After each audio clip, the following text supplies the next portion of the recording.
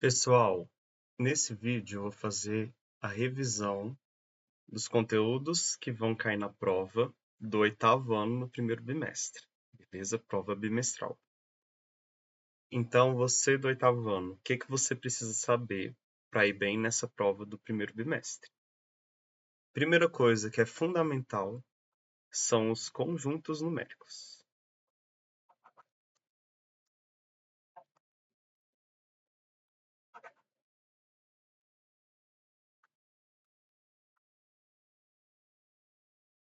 Então, é o seguinte, ó. A gente tem alguns conjuntos numéricos que a gente aprende no 8º ano. O primeiro deles são os naturais, conjunto dos naturais, certo?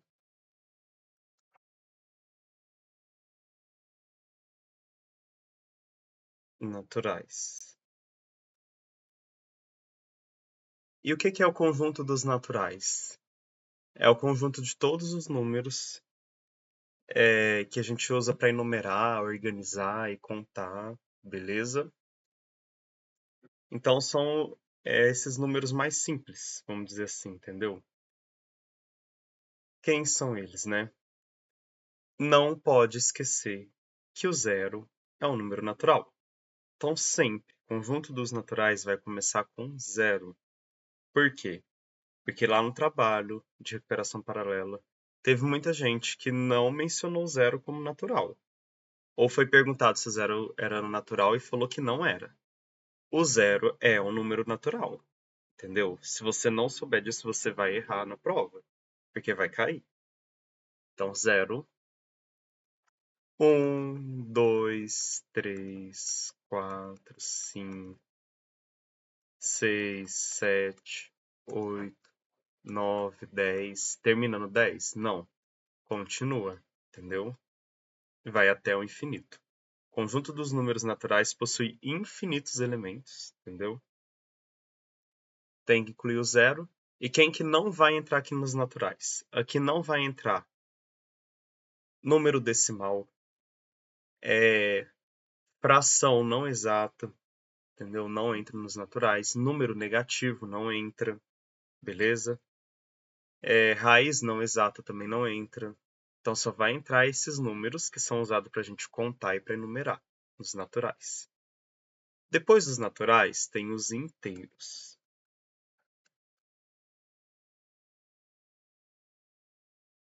Os inteiros a gente apresenta por esse Zzinho aqui, ó. Sobre os números inteiros, o que vocês precisam saber? Primeira coisa que é fundamental. Todo número natural ele é inteiro, beleza?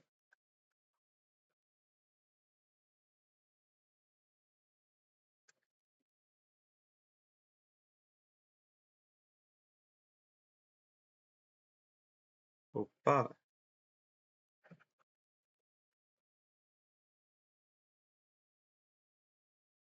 Se o número ele é natural, automaticamente ele também é inteiro. Por quê? Conjunto dos números inteiros, ele está dentro do conjunto... Aliás, desculpa. Conjunto dos números naturais, ele está dentro do conjunto dos números inteiros, certo? Então, números inteiros já vai incluir todos esses aqui, entendeu? Que eu apresentei anteriormente. Só que ele possui mais elementos além desse. Por quê? O dos inteiros também vai entrar os números negativos. Então, ó, como ele entra os negativos, tem infinitos elementos à esquerda, beleza? Que entra todos negativos.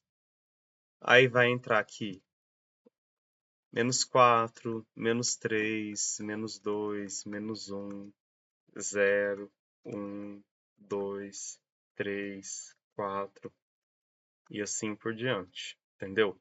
Vai entrar todos esses números aqui que são naturais e os negativos deles. Lembrando que o zero não tem negativo, né? Então, que o zero não é nem positivo nem negativo, né? Então, daqui para cá, ó, vai entrar todos os negativos e eles vão vir o quê? À esquerda do zero. Tá vendo? É como se fosse um espelhozinho, certo? Com infinitos elementos, tanto à esquerda quanto à direita, por isso que vem 3 pontinhos à esquerda e 3 pontinhos à direita, certo? E quem não é número inteiro?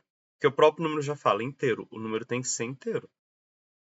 Se o número for quebrado, ele não vai entrar. Então, números decimais com casas decimais após a vírgula que não sejam zeros, aí não entra nos inteiros, entendeu? Frações não exatas também não vão entrar nos inteiros. Raízes não exatas não entram nos inteiros. Só entra nos inteiros os naturais e os negativos dos naturais positivos, certo? Então tem os naturais, os inteiros, aí depois vão vir os racionais.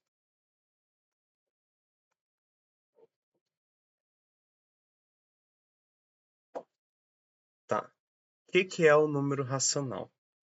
Então, primeiro, racionais vão entrar todos os números inteiros. Todos os números inteiros são racionais, certo?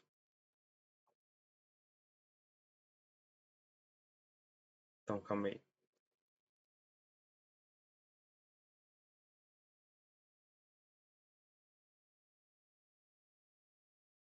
Todo número inteiro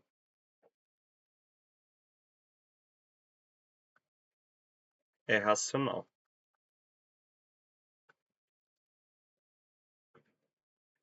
E o racional, todo número racional, ele pode ser colocado na forma de fração. Mas é qualquer fração? Não. É uma fração que tenha um inteiro no numerador e um inteiro no denominador. Lembrando que o denominador de uma fração jamais pode ser zero, certo? Então, ó, todo racional pode ser escrito da forma A sobre B, onde A e B são inteiros, entendeu? E B, ele é diferente de zero. O B não pode ser zero, gente. Se o zero vier na fração, o número não existe, entendeu? Então é isso que são os números racionais. Eu vou explicar um pouquinho mais dos racionais, porque não é tão simples assim, tá? Então vou apagar aqui e vou continuar. Se você quiser dar um print na tela, pode dar. Pause meu vídeo e dá um print, tá?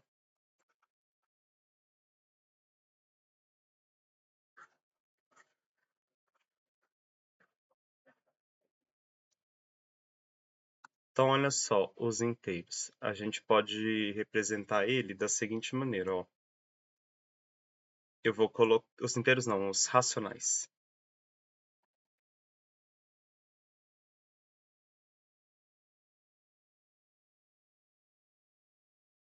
Os racionais podem ser representados da seguinte maneira. Vou começar aqui com zero, ó. 0 sobre 1, 1 sobre 1, 1 sobre 2, 1 sobre 3, 1 sobre 4 e assim por diante. Da mesma forma que eu tenho esses aqui à direita, eu vou ter os negativos deles, ó. Menos 1 sobre 1, menos 1 sobre 2, menos 1 sobre 3, menos 1 sobre 4. E também é infinito aqui para a esquerda. Aí não tem o zero? Aí vai ter. Aqui eu coloquei todos que são numeradores 1. Nossa, aqui eu fiz errado, gente. Eu quis fazer da seguinte maneira. Deixa eu apagar. Eu vou colocar 0, 1, 2, 3, 4, 5. E aqui os negativos.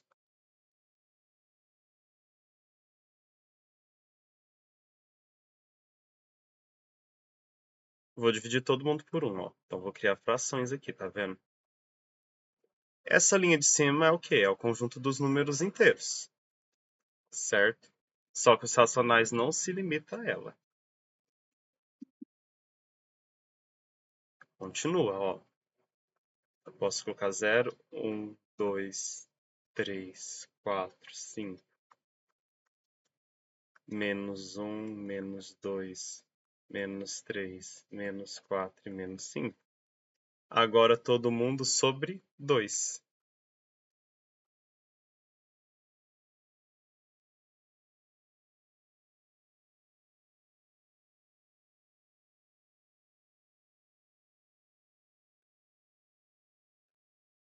beleza? E eu continuo, ó. Eu vou ter 0, 1, 2, 3, 4, 5, -1, -2, -3, -4, -5. Agora tudo sobre 3.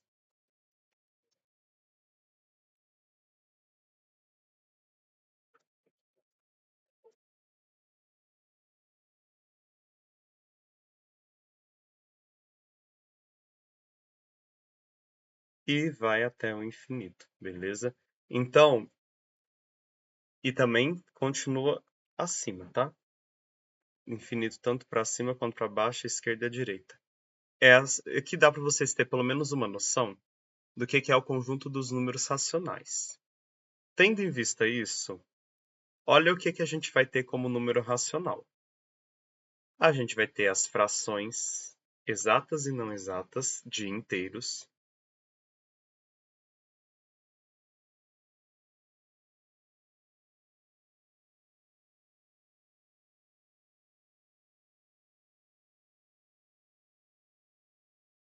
Frações exatas e não exatas, onde o numerador e o denominador são inteiros, tá?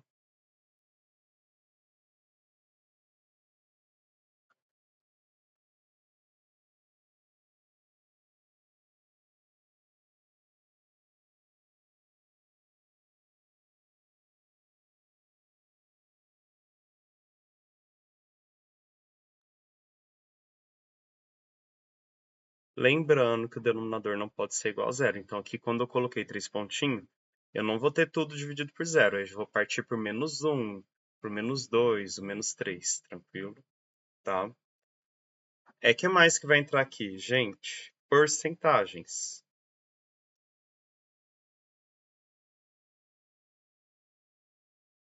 Por que as porcentagens? As porcentagens é quando eu tenho um número com denominador 100 e eu quero representar ele de outra maneira. Por exemplo, 25%. É uma maneira alternativa de eu apresentar o quê? O 25 sobre 100, que é uma fração de inteiros, entendeu? Então, por exemplo, 15, não, 18% é igual a 18 sobre 100. Então, as porcentagens são números racionais. É só as porcentagens? Não. O que mais que são racionais? As dízimas periódicas são racionais.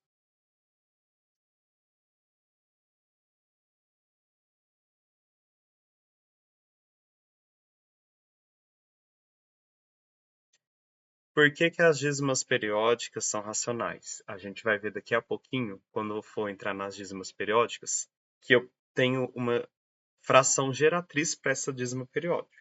Então, por exemplo, 0,555. Eu posso transformar isso em 5 sobre 9, é uma fração de inteiros. Então, é um número racional, tranquilo? E também vai entrar aqui nos números racionais o quê? Os números decimais.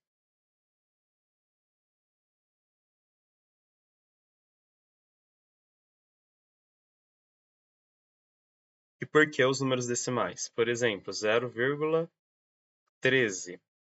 Eu posso transformar o número decimal em fração. 0,13 é 13 sobre 100. Beleza? É uma fração de inteiros. Então, números decimais também entram aqui no conjunto dos números racionais, certo? Então, racionais são tudo isso. Eles vão incluir os inteiros também. E por incluir os inteiros, eles incluem os naturais, óbvio. Vai incluir frações exatas e não exatas, onde o numerador e o denominador são inteiros, certo? O denominador não pode ser zero. Vai entrar porcentagens, dízimas periódicas e números decimais. Então, quem quiser tirar o print, pausa o vídeo, né? E eu vou ensinar agora os números irracionais.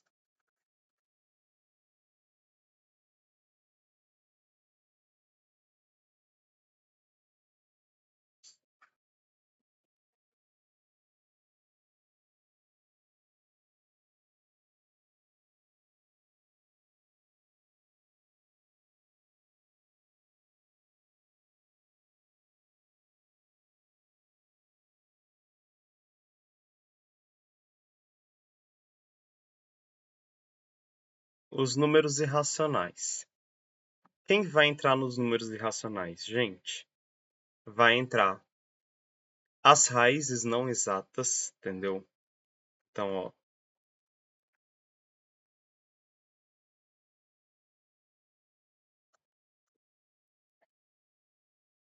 então, por exemplo, você tem a raiz de 4, você tem a raiz de 5 e a raiz de 8. Eu vou dar esses três exemplos.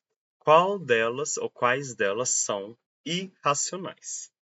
A raiz de 4, se eu resolver, vai dar 2. Então, ela é racional.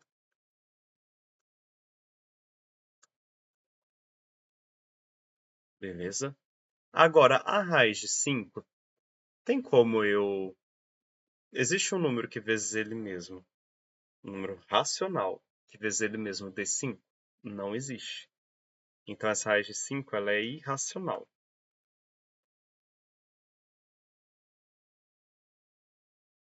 Se eu for fatorar o 5, gente, ó, fica 5 e 1. Eu não consigo um grupinho de dois números, entendeu? Para sair fora da raiz. Então, o 5 vai ser um número, a raiz de 5, né? Quer dizer, vai ser um número irracional. E se eu fatorar 8? Aí vocês vão perguntar, não, mas aí vamos ver o 8. Então, 8 dividido por 2 dá 4, 2 dá 2 e por 2 dá 1. Aí o 8, ó, forma um grupinho.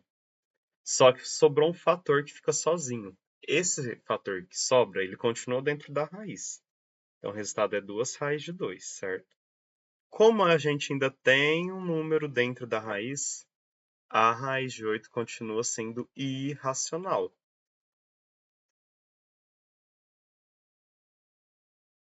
Então, para a raiz de um número ser racional, você tem que formar. Não pode sobrar nenhum fator sem formar grupinho, entendeu? Não pode sobrar nada. Como aqui sobrou, aí é irracional. Então, se eu não formar grupinho com algum fator, já é número irracional, tá? Então, o primeiro caso de números irracionais são as raízes não exatas. Depois, o π. O número π e as combinações, beleza?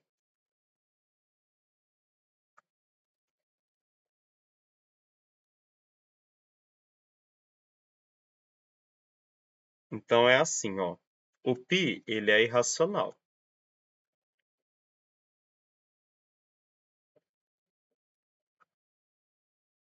Por que que ele é um número irracional? Porque o π, ele é uma dízima não periódica. Ele possui infinitas casas decimais que aparecem em ordens aleatórias, entendeu? É diferente das dízimas periódicas, que ela tem um período, a dízima periódica. Então, ela tem infinitas casas decimais, só que não é aleatório. Tem um padrão, a gente consegue identificar, e por ter um padrão, a gente consegue colocar na forma de fração de números inteiros, beleza? Tem numerador e denominador inteiro. O π não. Como o π e os algarismos aparecem em ordem aleatória, a gente não consegue escrever ele em uma fração com numerador e denominador inteiro. Aí ele é um número irracional. E não é só o π, as combinações de π também. Então, por exemplo, 7π. Eu tenho um número racional multiplicando um número irracional. Nesse caso aqui, ele vai ser irracional. Ah, se eu tiver o zero multiplicando π, como o zero, o zero multiplicado por qualquer fator fica igual a zero, aí zero é um número racional. Então, aqui nesse caso é racional. Também tem que ter um bom senso, né?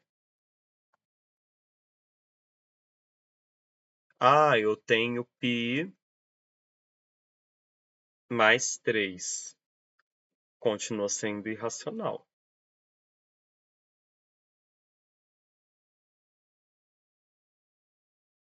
Ah, eu tenho π menos π. Quanto que dá π menos π? Zero. Aí vai ser racional. Eu tenho π sobre 4. Vai ser o quê? Irracional.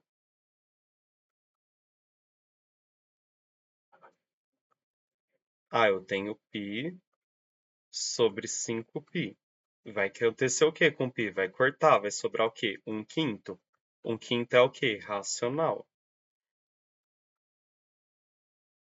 Então, vocês têm que ter um bom senso, tá? Eu tenho π elevado a 6. Irracional.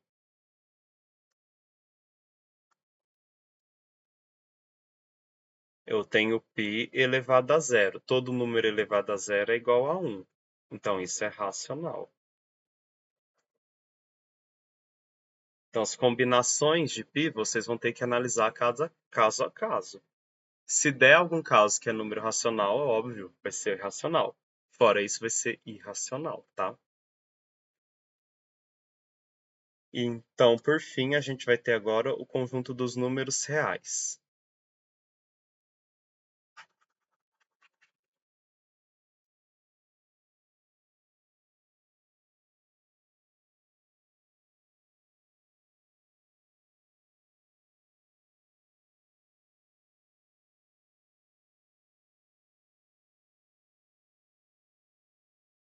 Então, números reais. E o que é o conjunto dos números reais? São os racionais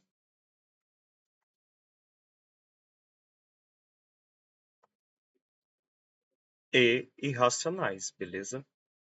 Eu vou juntar os dois. Eu vou até escrever diferente. É racionais, união com irracionais.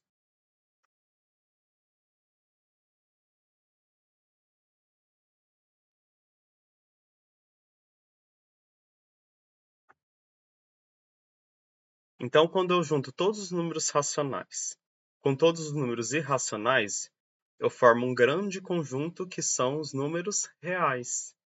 E aí eu posso representar essa união em um diagrama de Venn, ó.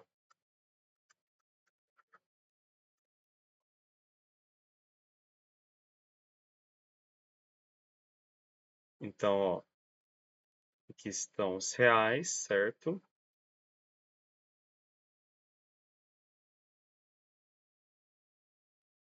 Aqui dos reais, parte deles são o que? Racionais e outra parte irracionais, certo?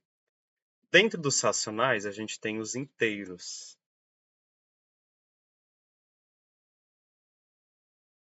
E dentro dos inteiros, a gente tem os naturais, certo? Então, é assim que a gente apresenta o diagrama de Venn para os conjuntos numéricos. Então, se eu pegar um pontinho aqui, ó, esse número é o quê? Racional. Ele é inteiro? Não. Ele é natural? Não. Um pontinho aqui, ó. Então, esse aqui é o ponto A e esse é o ponto B. Esse número B aqui, ele é irracional? Não. Ele é racional? Ele é racional. Por quê? Ele está dentro do conjunto dos racionais, certo? Esse ponto B, ele é natural? Não, ele não está dentro do conjunto dos naturais. Ele é inteiro? Sim, ele é inteiro. Ponto C. Ele é irracional? Não. Ele é racional? É, ele está dentro do conjunto dos racionais. Ele é inteiro? Sim, está dentro do conjunto dos inteiros.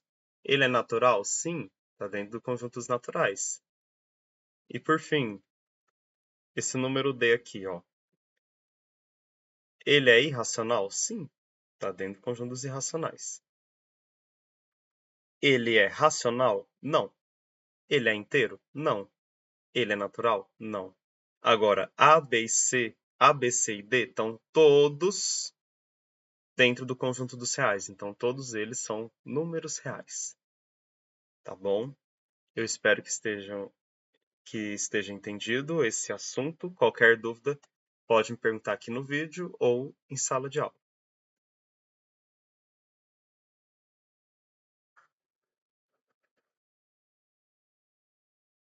Qual é o outro assunto que vai cair na prova? Sequências.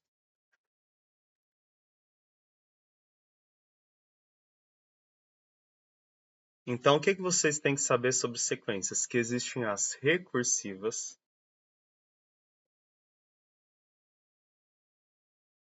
e as não recursivas.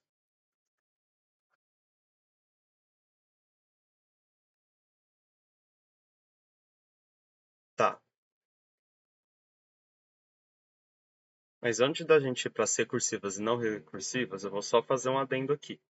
Uma sequência, ela tem uma série de termos. Então, por exemplo, a sequência 1, 4, 9, 16, 25, 36, 49, por aí vai. Ela é uma sequência, não é? Então, cada um desses elementos da sequência são os termos da sequência. E a gente representa como A1, primeiro termo, A2, o segundo termo, A3, o terceiro termo, A4, o quarto termo e assim por diante. Se lá na frente eu tiver um termo, por exemplo,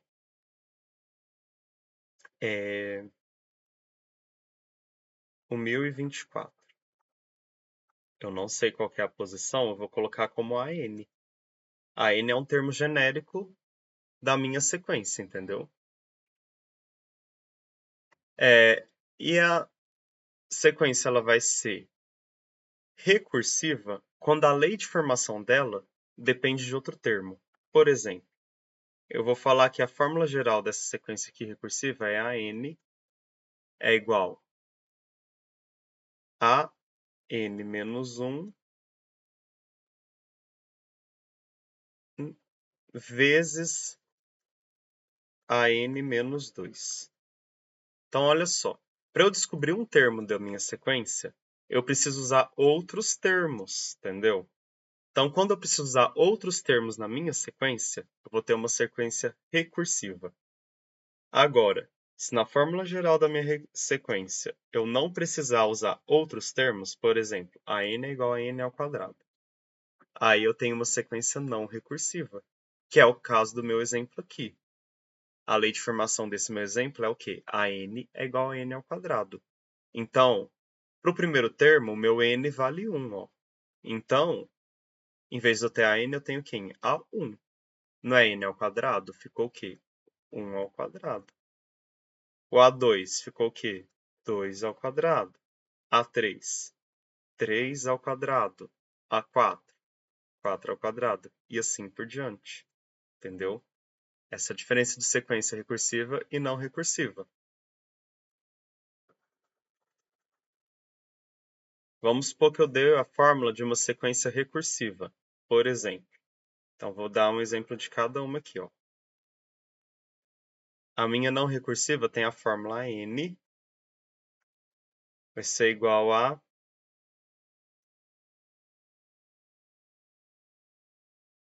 n mais 1 elevado ao cubo. Ó, essa é a fórmula da minha sequência recursiva. Então, quem vai ser o A1? Vai ser 1 mais 1 ao cubo, que vai ser o quê? 2 ao cubo, que é igual a 8. A2, 1 mais 2 ao cubo, que vai ser o quê? 3 ao cubo, que vai ser igual a 27, entendeu? E assim por diante. E se o exercício me perguntar o A9, qual que é o nono termo? Vou até colocar aqui. Se ele perguntar nono termo. Se ele me perguntar o nono termo, eu quero descobrir o A9. Então vai ser o quê? A9 é igual a 9 mais 1 elevado ao cubo, que é igual a 10 elevado ao cubo. Quanto que é 10 elevado ao cubo? 10 vezes 10 vezes 10, que é igual a 1000. Entendeu? Então é assim que vocês vão resolver se cair na prova. E se cair na prova uma sequência não recursiva? Aí ele vai dar parte da sequência, para vocês saberem quais são os termos anteriores. Então, por exemplo, se ele der lá 1, 1, e ele pedir para completar a sequência. Então, quem que eu preciso achar? Ó? Esse daqui não é o A1. Esse daqui é o A2, não é? Ele quer o A3 e o A4. O A3 vai ser A E vamos supor que a fórmula geral seja AN é igual a N menos 1 mais a N menos 2. Então, A3 vai ser quem?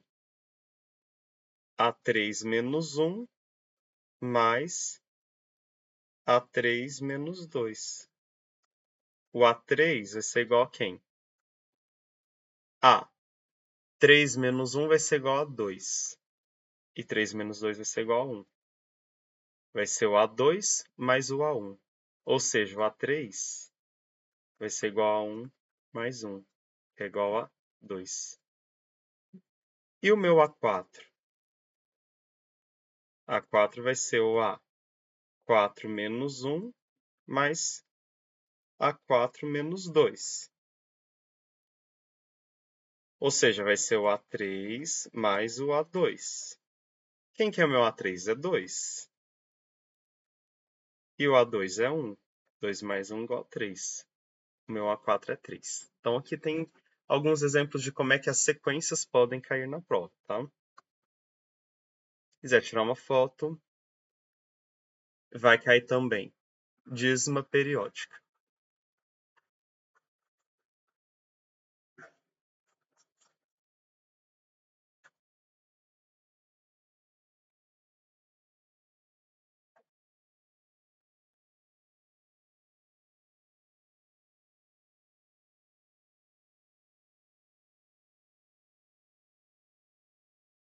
Então, a dízima periódica, o que vocês precisam saber? Quando que uma fração é dízima periódica? Então, ó, uma fração vai ser dízima periódica quando o denominador só tiver... Aliás, quando o denominador tiver um fator que não seja 2 ou 5. Denominador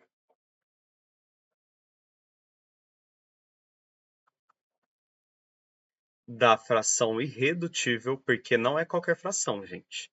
Para eu analisar se uma fração é dízima periódica ou não, primeiro eu tenho que colocar ela na forma irredutível. Eu vou até consertar aqui. Vou fazer o passo a passo bem bonitinho, ó. Primeiro, colocar na forma irredutível.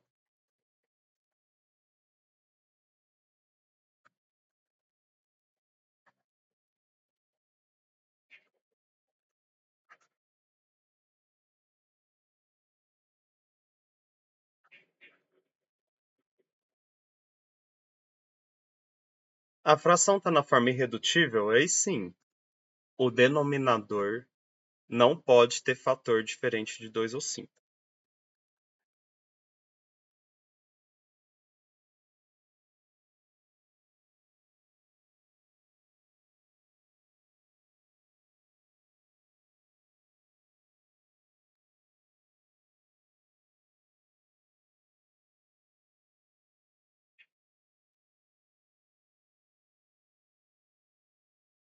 Então, por exemplo,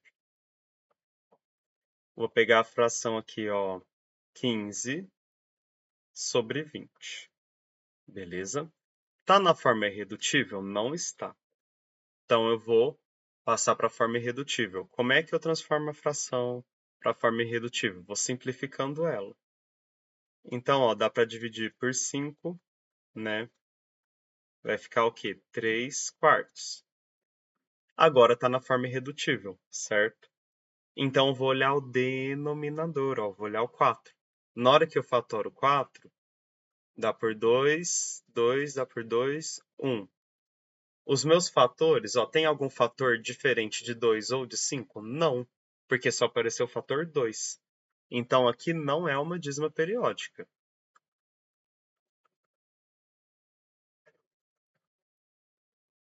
Não é dízimo, beleza? Então, e se fosse 20 sobre 15? Mesma coisa. Tá na forma irredutível? Não. Então, vou simplificar, né? Vai ficar o quê? 4 sobre 3. Aí eu vou olhar o meu denominador. O 3 dá para eu dividir por 3, que dá 1. Tem algum fator diferente de 2 ou 5? Sim, porque 3 é diferente de 2 ou 5. Então, é uma dízima periódica.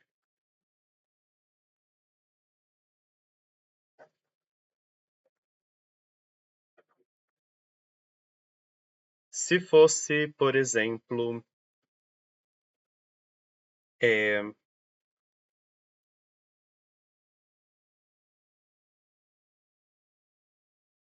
deixa eu ver aqui.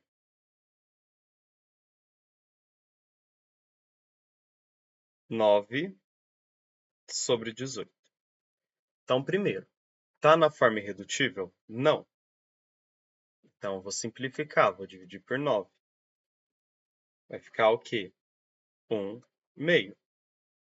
Ó, denominador. Então, 2 quando eu fatoro.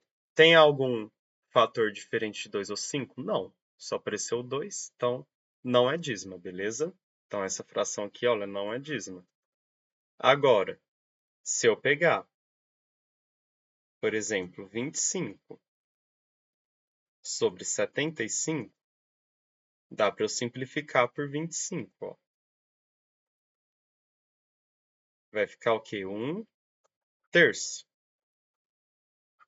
Denominador. Aí, aqui eu já fiz, ó. O 3, quando o denominador é 3, o fator é 3. Tem algum fator diferente de 2 ou 5? Sim. Então, esse daqui também é dízima periódica.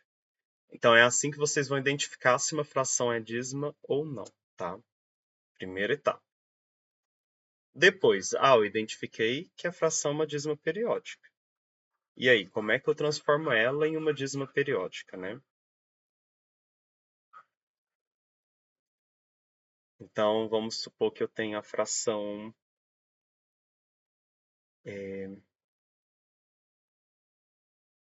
5/75. Aí eu vou simplificar essa fração por 5. Vai ficar quanto? 1/15. Como é que eu vou transformar essa fração 1/15 em dízima periódica? É muito simples. Eu vou dividir o 1 pelo 15, beleza? 1 dá para eu dividir por 15? Não. 0, e um 0 aqui acompanhando 1. 10 dá para eu dividir por 15? Também não. Vou acrescentar mais um 0 e um 0 aqui. 100 dá para eu dividir por 15? Agora dá. 6 vezes 15 dá 90. Vai sobrar o quê? 10. Aí 10 dá para eu dividir por 15? Não. Mas se eu colocar um 0 dá. Fica 6, entendeu? Aí, ó, vocês vão ver que vão repetir. Então, ó, vai ficar 0,06666 e aí eu coloco 3 pontinhos, beleza? Então, esse que é o resultado da dízima periódica. 0,0666 e 3 pontinhos, tá?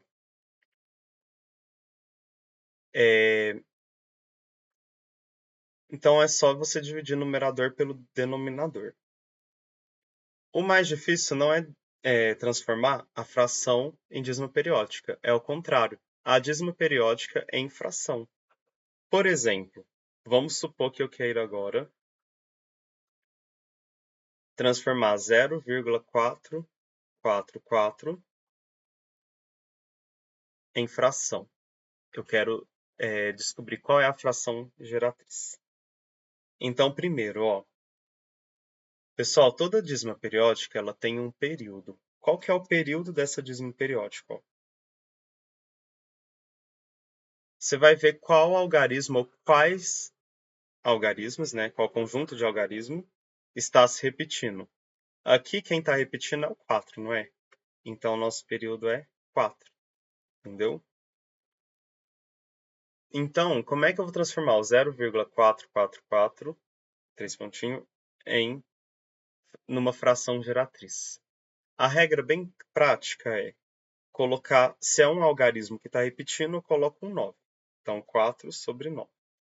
Aí vocês vão me perguntar, mas por que eu faço isso? Então, acompanhe o raciocínio. Ó. Vou falar que 0,444 é igual a x, certo?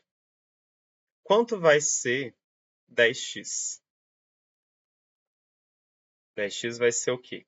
4,444, né? Com infinitos 4, que a quantidade de 4 é infinito, né? E eu vou fazer uma equação bem simples. 10x menos x vai ser... Opa! 10x menos x. 10x menos x vai ser igual a quanto? 10x não é 4,444, com infinitos 4 na casa decimais. E x não é 0,444, com infinitos 4 nas casas decimais. Quanto que vai dar 4,444 menos 0,444? Vai dar 4.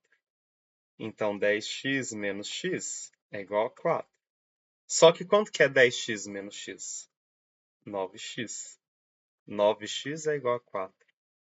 Ou seja, x é igual a 4 sobre 9. Beleza? Por isso que quando eu identifiquei o período, se for só um único algarismo, posso colocar como o período sobre 9, entendeu? E se for dois algarismos, por exemplo, 0,32, 32, 32. Aí eu vou colocar 32 sobre 99. Por quê? Vou explicar aqui, tá? Se quiser tirar um print.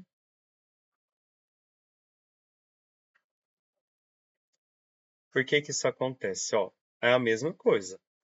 0,32, 32, 32. Vou falar que é igual a x. Só que se eu pegar 10x, vai desandar o período, ó. Porque 10x vai ficar como? 3,23223.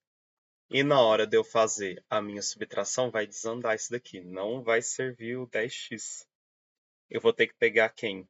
100x para alinhar o período. Que vai ficar o quê? 32,32, 32, 32. E aí eu vou fazer a equação básica. 100x menos x é igual a 32,32, 32 e continua, né? Menos 0,32 e continua, tá? Que vai dar quanto? 100x menos x, 99x. 32,32, 32, 32 menos 0,32, 32, 32 é igual a 32. Ou seja, x é igual a 32 sobre 99, tá? Então, vocês podem usar essa regra prática. Outra coisa, o 0,444, 3 pontinhos, eu posso colocar como 0,4 barra. Eu coloco só uma barrinha nos algarismos que representam meu período. Da mesma fórmula, 0,32, 32, 32, eu posso representar como 0,32 barra. Uma barra tem que pegar o 3 e o 2, que é o período, tá? Então, esse é o primeiro caso de transformação de número decimal para fração geratriz, tá? Então, quando eu pego uma dízima periódica expressa em número decimal para fração geratriz, eu vejo quantos algarismos tem no período.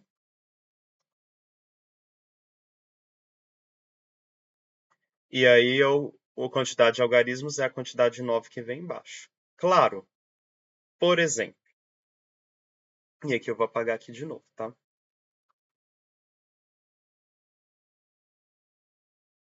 Se eu tenho, por exemplo, 0,333 e vou transformar em dízimo periódico. Período é 3, né? Vou transformar essa dízima periódica que está em decimal em fração geratriz. Vai ficar o quê? 3 sobre 9. Tá na forma irredutível? Não. Então eu vou simplificar. Quanto que é 3 sobre 9 na forma irredutível? 1 sobre 3. Beleza? Porque divide por 3 e divide por 3. Então, nem sempre na forma irredutível, né? Eu vou ter aqui no denominador um 9, um 99, beleza? Porque tem casos em que dá para eu simplificar. Agora sim, vamos para um segundo caso aqui, tá? Eu vou apagar a lousa e vou continuar o segundo caso.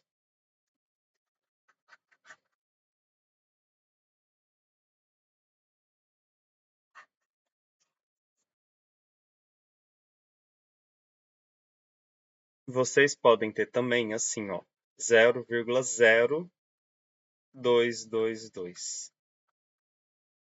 E aí, professor, como é que eu vou resolver quando o período da dízima periódica não vem logo após a vírgula? Vocês estão vendo que tem um zero aqui separando o período da vírgula? E aí, o que eu vou fazer? Gente, eu vou fazer da seguinte maneira. Eu não quero empurrar o 2 para cá. Por qual número eu preciso multiplicar essa dízima periódica aqui para esse 2 vir para essa posição? Eu quero fazer andar uma casa para a esquerda. Como é que eu faço o número andar uma casa para a esquerda? Multiplicando por 10, beleza? Então, é necessário multiplicar por 10.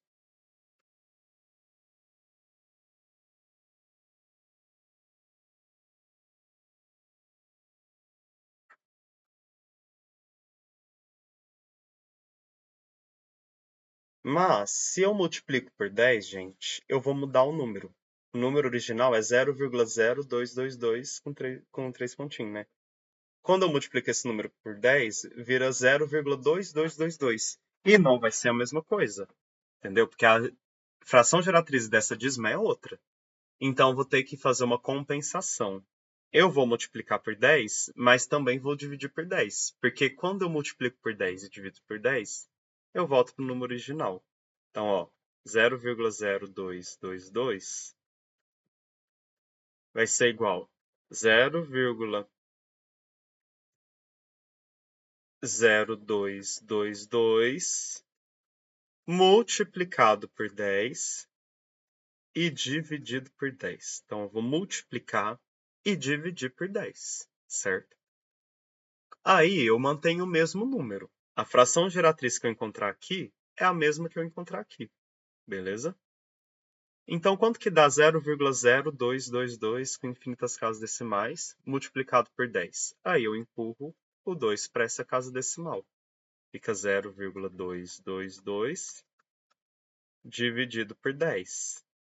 Agora, gente, eu já consigo transformar o meu numerador em fração geratriz. Qual é a fração geratriz desse 0,222? Não é 2 sobre 9? Então, no numerador eu tenho 2 sobre 9 e no denominador eu tenho 10. O que eu tenho? Uma fração de frações, entendeu? Como é que eu resolvo fração de frações? Primeiro, o denominador não está na forma de fração, então vou completar e vou colocar o denominador do denominador igual a 1, certo? Como é que eu vou resolver? A fração que está em cima, que é a do numerador, eu vou copiar. E a fração que está embaixo, eu vou inverter. Não era 10 sobre 1? Vai virar 1 sobre 10. E aí eu vou multiplicar. Que vai dar quanto? 2 vezes 1, 2. 9 vezes 10, 90. 2 sobre 90. Dá para eu simplificar? Dá. Por 2. Que vai ser 1 sobre 45. É assim que eu faço para encontrar a fração geratriz de uma dízima periódica que o período não vem logo após a vírgula, tá? Vou pausar o vídeo agora e eu vou continuar a parte 2 depois, para o vídeo não ficar muito extenso, tá, gente?